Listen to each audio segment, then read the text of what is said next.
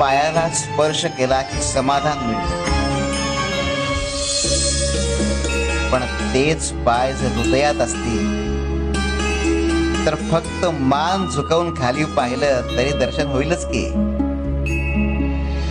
अरे पूजा करून देवारा सजे, पण मानस पूजा करून आयुष्य सजे. आणि म्हणूनच सगुणाकडून निर्गुणाकडे जा.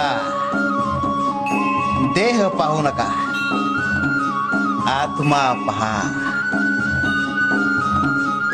मूर्ती पाहू नका,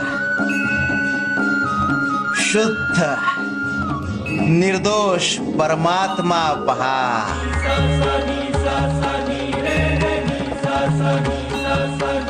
शिव हरी शंकर.